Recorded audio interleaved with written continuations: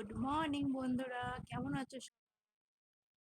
আশা করছি তোমরা সবাই খুব ভালো আছো আর আমিও খুব ভালো আছি। দেখো, অনেক দিন পরে আমার একটা ভিডিও নিয়ে আসছি তোমাদের কাছে। প্লিজ সবাই ভিডিওটা দেখবা এবং ভালো লাগলে অবশ্যই একটা লাইক করে দিও, আর যারা নতুন রয়েছো তারা প্লিজ সাবস্ক্রাইব করে দিও। দেখো, এটা সোমবারের ভিডিও, জন্মাষ্টমীর। এখন বাজে রাত 12টা। তো তখন আমাদের জন্মাষ্টমী পালন করা হচ্ছিল। আমি বাড়ি গিয়েছিলাম, বাড়িতে দুটো আমাদের গোপাল আছে। তো ওখানে ওর জন্যই গিয়েছিলাম, জন্মাষ্টমীর জন্য। তো দেখো, গোপু সোনাকে সুন্দর করে স্নান করানো হচ্ছে। আর এবছর আমি উপোস করিনি, কারণ আমার মেয়ে অনেক ছোট, সেই কারণে এই পরের বছর থেকে ভাবছি আবার স্টার্ট করব। আমি বিয়ের আগে করতাম, প্রত্যেক বছরই করতাম, কিন্তু এবছর আর করা হলো না। তো কোনো ব্যাপার না, তোমরা দেখো, গোটা ভিডিওটা অবশ্যই দেখো। করছিল না, বলাই আছে।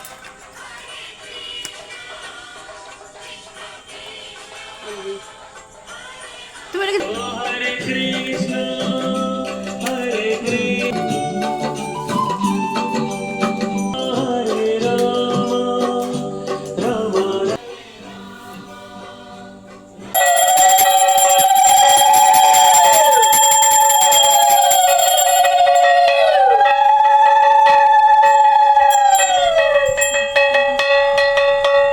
আমার ভারত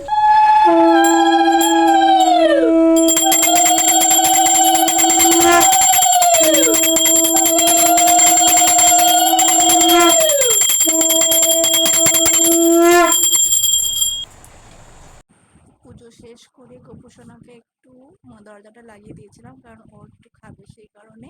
আর এদিকে দেখো, আমাদের বাড়ির বড় গোপাল, সে হচ্ছে রাত 2টো বাজে, সে জেগে রয়েছে কেকটা কাটবে বলে। তো তাকে বলা হলো, ঠিক আছে তুমি মানে নিয়ে আসো কেকটা। তো সে নিয়ে আসলো, নিয়ে এসে দেখো কাটা শুরু করে দিচ্ছে, কারণ ওই তো গোপাল বলতে গেলে বাড়িতে, ওই ছোট ওই গোপাল, তো ওকে দিয়েই কেকটা কাটানো হয়েছে। তো দেখো, পুজো কমপ্লিট হওয়ার পরে তখন রাত 2টা বাজে, তো সেরকম আর কিছু খাইনি। বৌদিকে বললাম যে অল্প করেই দাও। তো ওই অল্প করেই একটু প্রসাদ নিলাম, কারণ প্রসাদ তো নিতেই হবে। কাল কাল সকালে আবার সবটা খাবো। আর এখন হচ্ছে একটু অনেকটা প্রসাদ রাত হয়ে নিয়েছিলাম। গেছিল, তো তো তখন আর খেতে এই যে ইচ্ছে দেখো করছিল না। প্রসাদ। আর যেহেতু এই তো প্রসাদ খেতে বসে পড়েছে সবার সেইভাবে আগে, তো তাই ওকে সবার আগে দেওয়া আমি অল্প হয়েছিল। করেই দেওয়া আর এই যে হয়ে দেখো, গেছে প্রসাদ। এই গোপাল গোপু সোনার সবাই আমাদের দেখে বুঝে ভোগ, পড়েছে, অনেকেই সরি পুজো ভোগ না, পরে প্রসাদ। এখনই ভোগ বলে প্রসাদ দাও কাল দেওয়া কে হবে কি করেছে। সকালে। সো এই ভিডিওটা এই পর্যন্তই। সবাই ভালো লাগলে অবশ্যই লাইক করে দিও।